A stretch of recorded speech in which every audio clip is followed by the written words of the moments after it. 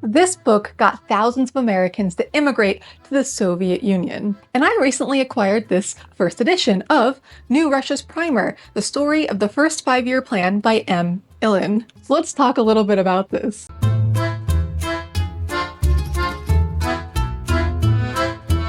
Imagine, it's 1931 and the Great Depression has hit hard. Every fourth American worker is out of a job. Bread lines stretch across city blocks, and the so-called American dream seems like a distant memory. But then something incredible happens. A spark of hope from an unexpected place. The Soviet Union. You see, news starts to spread about massive construction projects in the USSR, projects that need skilled workers. And these aren't just any projects. They're the building blocks of a new society, one that promises a future of equality and opportunity, something everyone was searching for at that point.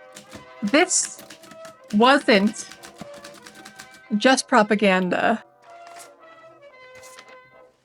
It was the reality. At this point, the Soviet Union, under the leadership of Joseph Stalin, was launching its first 5-year plan, a bold, aggressive push to industrialize a largely agrarian society. The plan called for the construction of factories, power plants, and cities. And for the Americans suffering in the depths of the Great Depression, the Soviet Union's message was alluring. It wasn't just a promise of jobs. It was a promise of a purpose, of being a part of something greater than themselves. Inspired by this vision, Americans turned to a new book taking their nation by storm, New Russia's Primer, on the bestsellers list of 1931 in the nonfiction section. It captured the imagination of thousands, painting a picture of a land where the resources aren't hoarded by the few, but rather used to uplift an entire nation. It was a world where people like them could contribute to something bigger. And now I talk a lot about how the late 20s through the 1930s is my favorite era of Soviet history. And a lot of that is the sentiment from people in the West looking towards this new experiment and getting so much hope and inspiration from it. This was one of those instances where people were filled with the potential of what could be. They had a little glimpse of it here. You could look at stuff like this as not simply a book, but almost a manifesto of sorts. It laid out the Soviet Union's grand vision, rather clear, easy to understand, answering all the questions you could possibly think of. It showcased the successes so far of the Soviet experiment, from the electrification of the countryside to the establishment of collective farms. And so through that, it showed a promising society where workers, not capitalists, held the reins of power.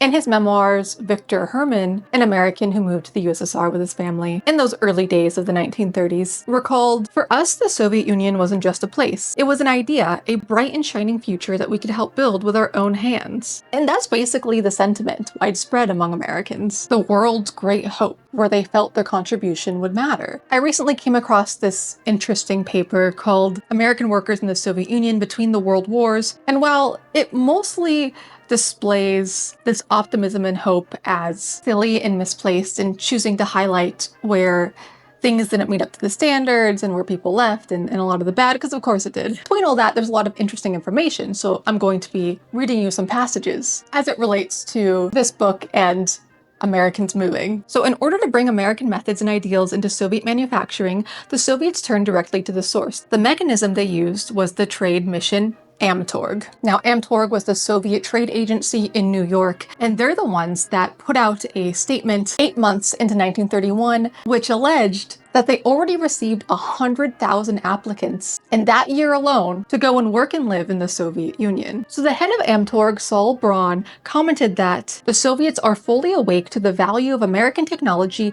and individual skill. So Amtorg dealt with individual American workers and with corporations. On an individual level, the Soviets hoped to entice as many workers as they could to leave the United States. And initially, almost all who were interested and made inquiries to Amtorg were hired, supposedly regardless of skill, but I'm sure there is some sort of standard. So the Soviets' hope was that the presence of Americans would inspire Soviet workers and help raise Soviet factories to American levels of productivity. Mind you, the Soviets were still just getting started here. As the historian Sylvia Margulies commented in her book, Pilgrimage to Russia, she said these Americans were recruited to fill technological gaps as well as train future generations of Soviet engineers. They made large-scale purchases from large corporations, like Amtorg's deal with Ford. The two sides signed a major contract in May of 1929 in which the Soviets agreed to purchase $30 million worth of automobiles and parts before 1933, and Ford agreed to furnish technical assistance until 1938 to help build and run an auto plant in Gorky. Historian Mira Wilkin wrote, since the company was going to substitute the V8 for the Model A, it could send the Soviets much of the used equipment that would otherwise have been discarded. To Ford, it didn't matter what their politics were, it only mattered where the marketplace was. So, you know, capitalism. Also, I really want a Model A. Can you imagine me in a Model A? So yeah, because of the opportunity and the success and massiveness of this organization, hundreds of thousands of Americans applied. The Amtorg Trading Corporation in New York became an almost de facto embassy. Overwhelmed with applicants, many of them were like really skilled workers, engineers, mechanics, architects, all who lost their job during the economic collapse and really saw no future in the United States anymore.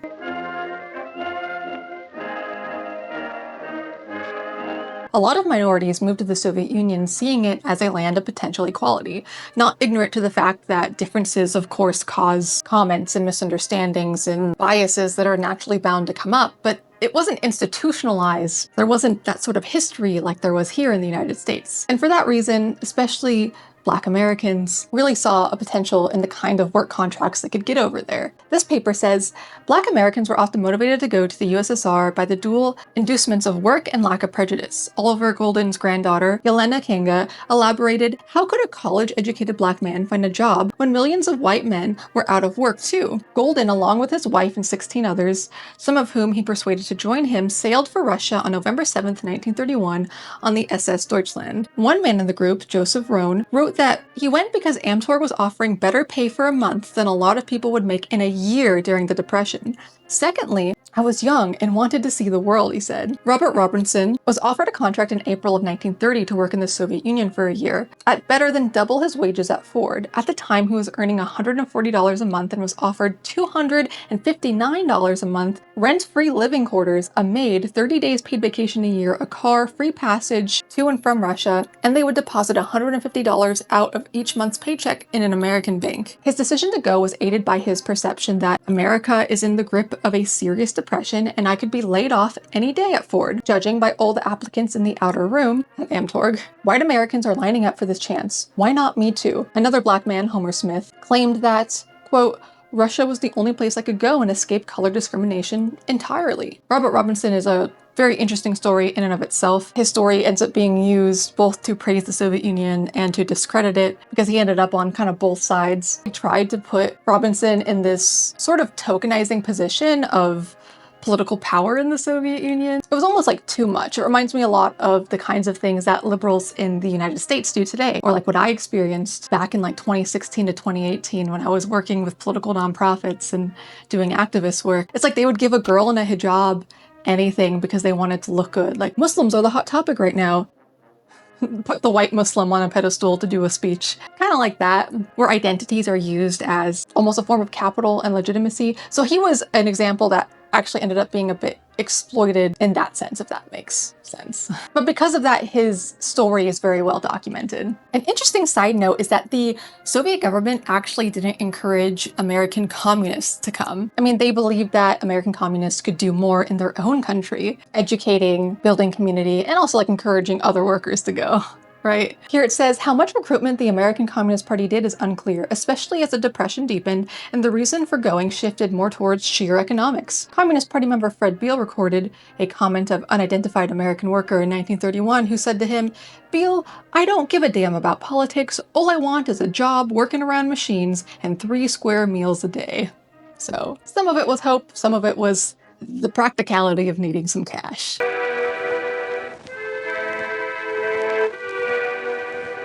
Anyways, my whole point being, there's many factors that led to Americans moving to the Soviet Union in the early 1930s. It is pretty cool that a lot of it can be narrowed down to this bestseller. And what I wanted to do was actually have a easy video to edit today and just read you some passages if you're interested in listening to me do that. The topic of American immigration to the Soviet Union is large and vast and filled with nuance. And instead of trying to tackle that, I just want to give you a glimpse into that hope that people felt and experienced when digging into this book. So you can listen to me here if you want. Archive.org also has this book fully scanned, and there are some copies floating around on eBay. There's some weirdly expensive ones on like Biblio and Abe for some reason. You know, I have a first edition and I found it for $12. I would suggest not spending more than $30. But let's see if you can feel some of that potential through the passages I'll read from this book. But I'm going to start with the title page here. Awesome illustration. In the Kalmyk region, in the middle of the naked steppe, grow buildings of steel and concrete along the felt tents of the nomads. And here, New Russia's Primer, The Story of the 5-Year Plan by M. Ilin, translated from the Russian by George S. Counts. And it was published in Boston and New York by the Houghton Mifflin Company and the Riverside Press, Cambridge, 1931. And it starts off with a word to the American readers, saying that the book was written for use in the schools and was designed for children from 12 to 14 years of age. Its Russian title was The Story of the Great Plan, and its major object was to acquaint boys and girls with the 5-year plan of construction, which was launched in October of 1928. And which has already attracted the attention of the world. It also purposed to explain to children the nature of a planned economy and to introduce them to the entire subject of social planning. All of this it does admirably. While New Russia's Primer might naturally be expected to appeal only to students of education, it can hardly be disregarded by anyone who is interested in the fortunes of the Soviet experiment.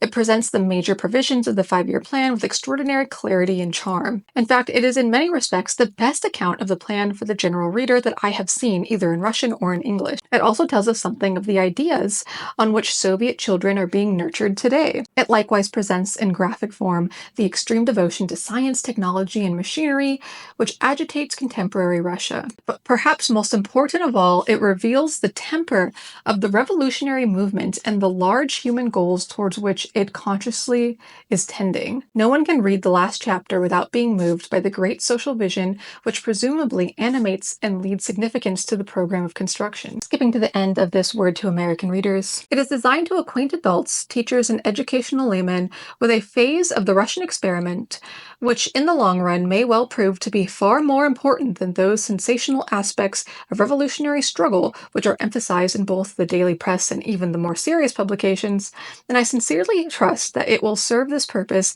and at the same time contribute to a better understanding on the part of the American people of the greatest social experiment in history. New York, January 23rd, 1931. But I think I'm going to start by reading part of Chapter 2, Two Countries, because it juxtaposes the US and the Soviet Union, and then I'll read some of the very last bits of the chapter, New People. Okay?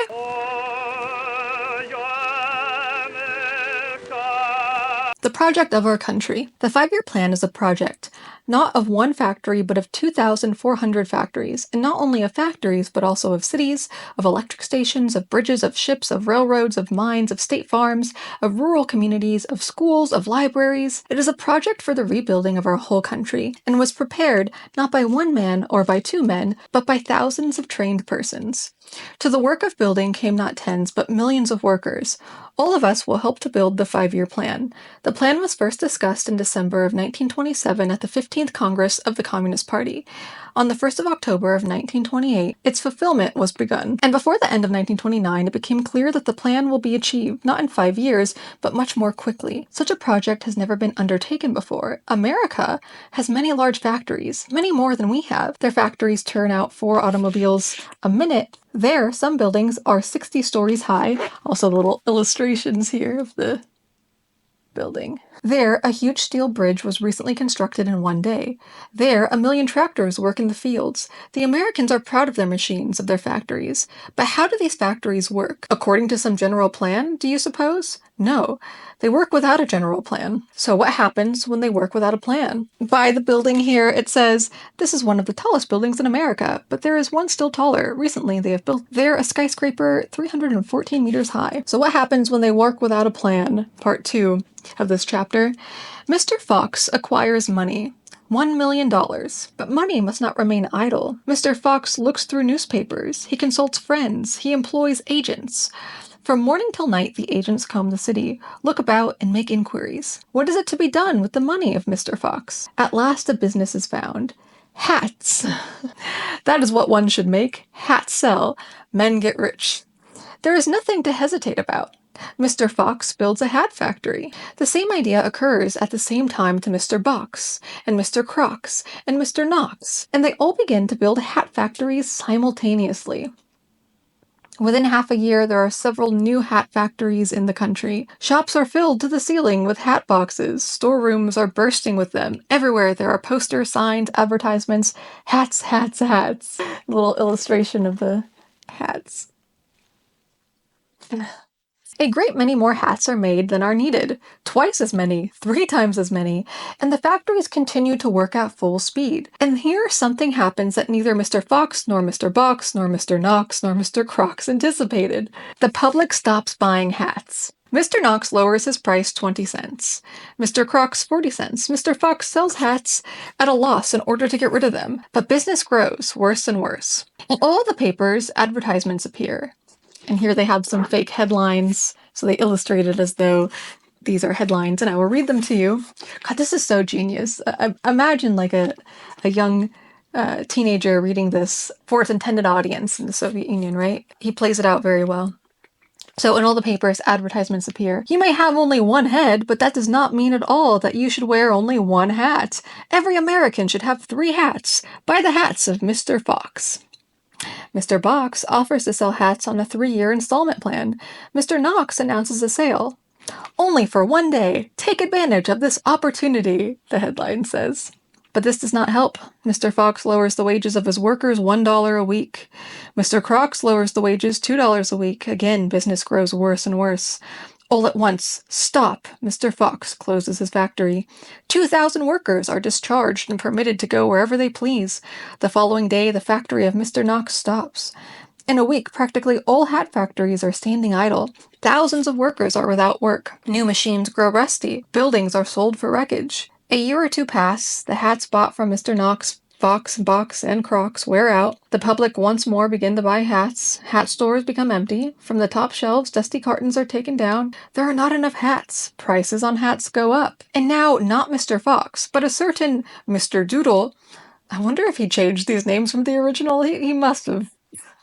Thinks of a profitable business, the building of a hat factory. The same idea also enters the head of other wise and businesslike people, Mr. Boodle, Mr. Foodle, and Mr. Noodle, and the old story begins over again. The experience with hats is repeated with shoes, with sugar, with pig iron, with coal, with kerosene. Factories are blown up like soap bubbles and burst. One would think that people had lost their minds.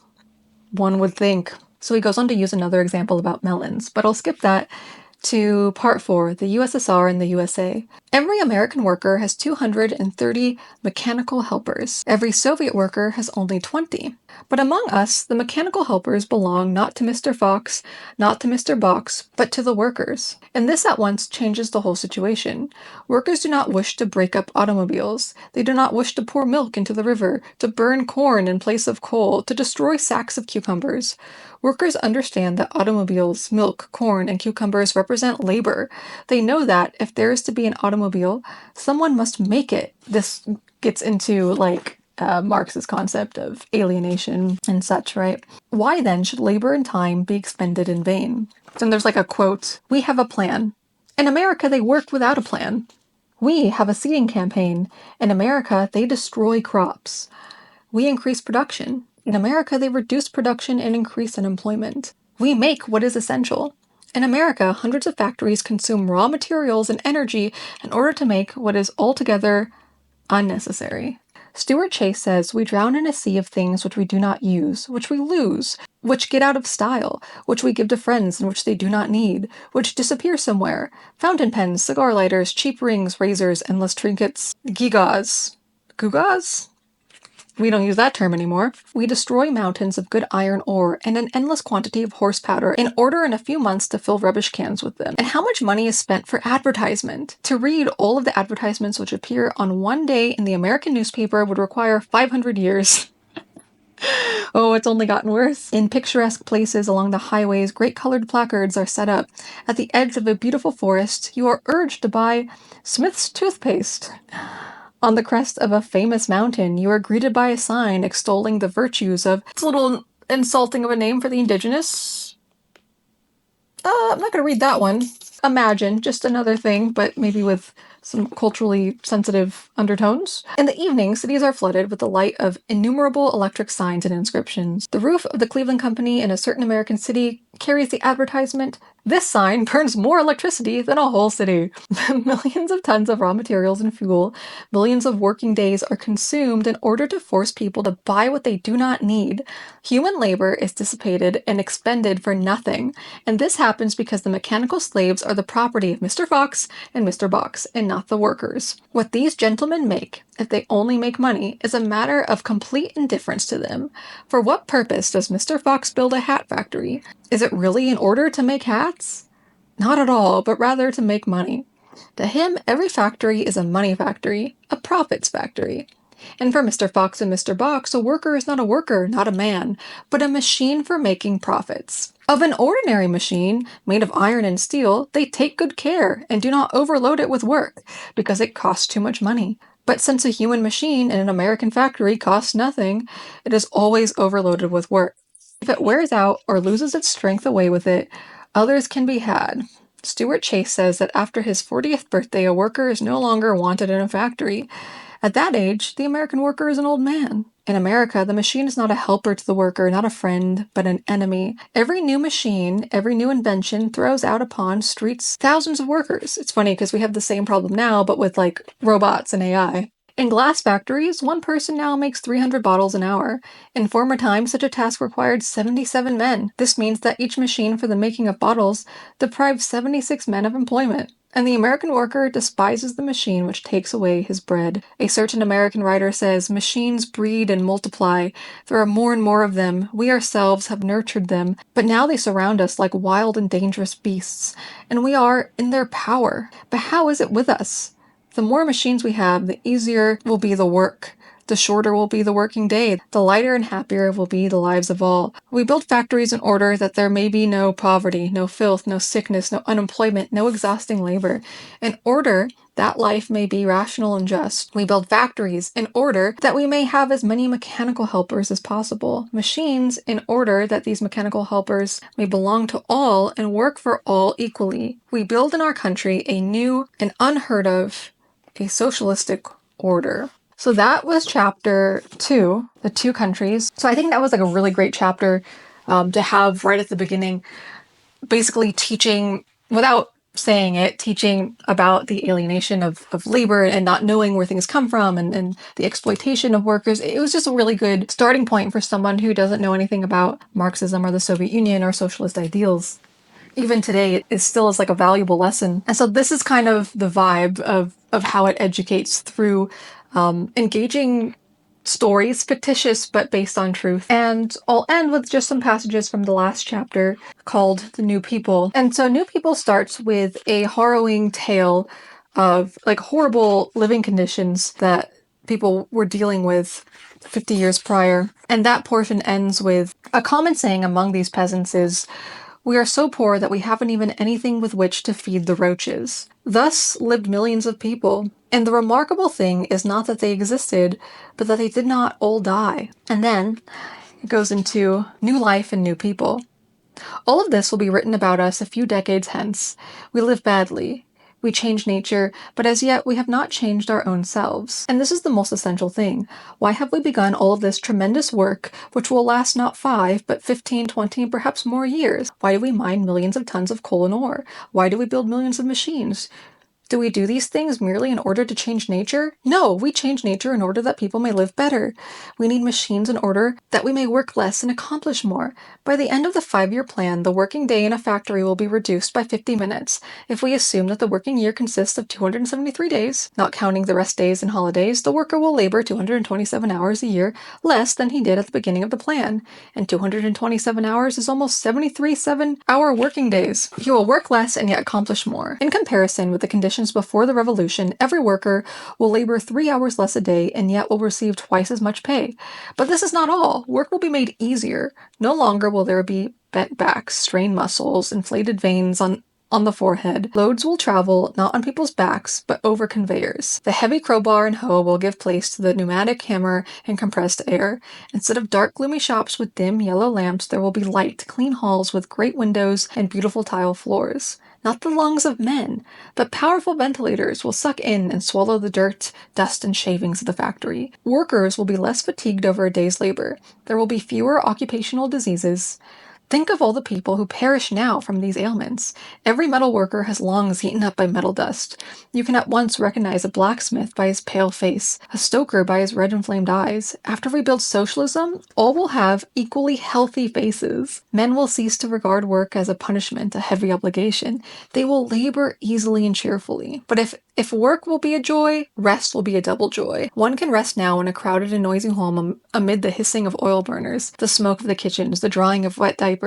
After all, man is not just muscles with which to work. He is not a machine. He has a mind that wants to know, eyes that want to see, ears that want to hear, and a voice that wants to sing, feet that want to run and jump and dance, hands that want to row and swim and throw and catch. And we must organize life so that not merely certain lucky ones, but all may be able to feel the joy of living. Down with the kitchen! We shall destroy this little penitentiary.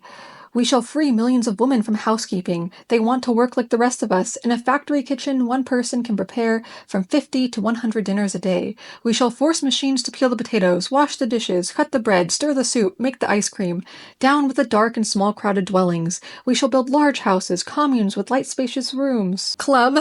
They describe these kinds of houses. So they go on to talk about all the things that will be built. The houses, a new city, the happy birds singing in the city, no stressful, incessant bustle and scramble. Even the words peasant and workman will pass away.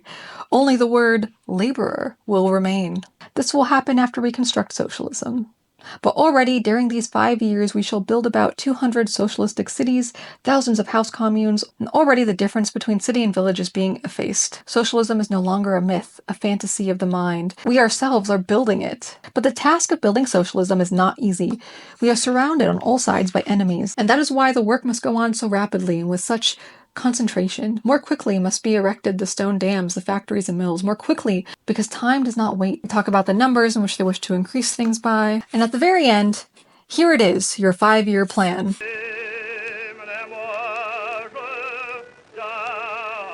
So because this book was made for school children, it ends on addressing the young pioneers. So let's see how children can help achieve the 5-year plan. Fulfill your own little plan, and then the big plan will be fulfilled before the assigned time. Whether it will be a task which requires a few days or a few weeks matters not.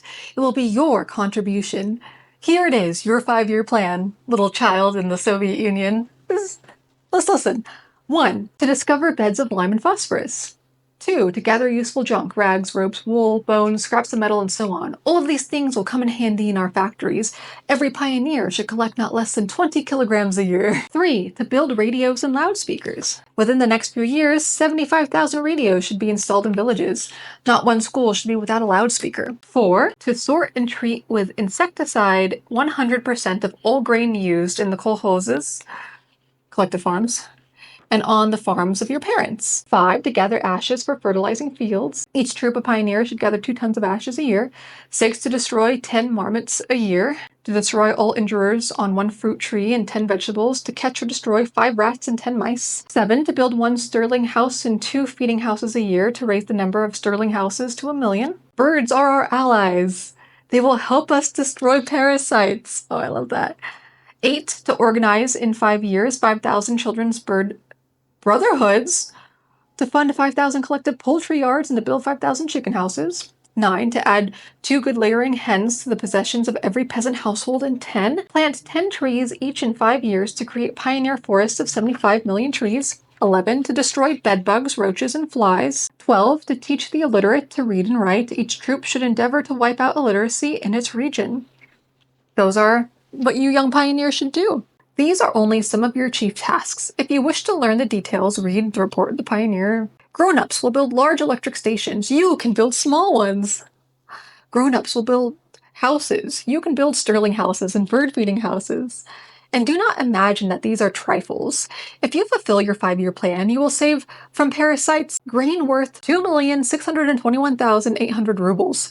If you add 2 good laying hens to the possessions of each household, you will make a present to the state of 5 billion eggs, 150 million rubles. From kopecks, millions are composed. Weak hands, if they be many, can move mountains and plant forests of trees. Herein lies your power. And then it ends.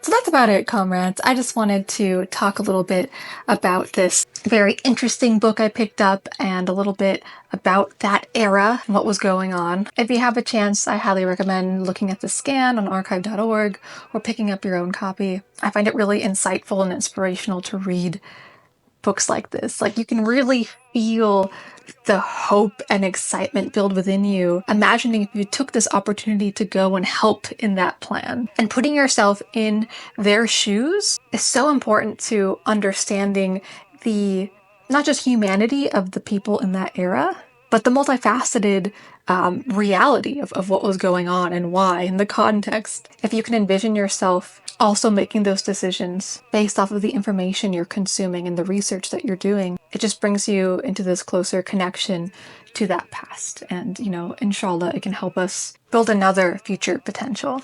What do you think? Can you imagine why this helped people decide to go take that opportunity during the Great Depression? The outcomes varied, and the stories that get told and translated tend to be cherry-picked in English. Many of those who stayed aren't out doing publicity tours in English in the United States, you know?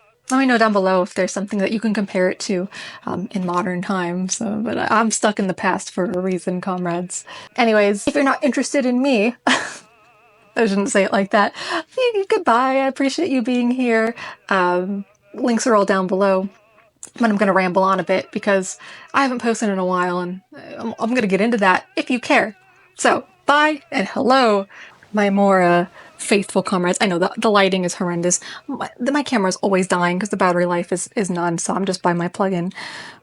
Anyways, yeah, I wanted to do a slightly easier video today that's not like a video essay thinking deeply on things, so I do have a finished script outline for that, which I will work on soon, for another one like that, which I'll work on soon. Basically what happened is I started a project on another video that just didn't go well at all. I had all these problems with it. In the end, the footage was so scrambled and I was just not happy with it. And I had spent like over a week working on this, trying to edit it. My laptop is from 2019 and it's just slowing to a halt. So like editing anything on it has become a pain.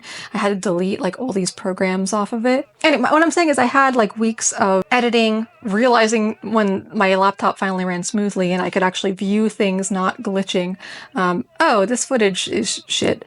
And I don't want to talk about this topic anymore. It wasn't as exciting as I thought. And instead of being able to just move on to another project, I had wasted like almost 3 weeks. So today I just had the intention of reiterating some points I made in my short form video about the same topic, but then read some passages, and I ended up going a bit deeper than I intended. So probably won't be very edited to the standard of which my other videos are, but yet interesting.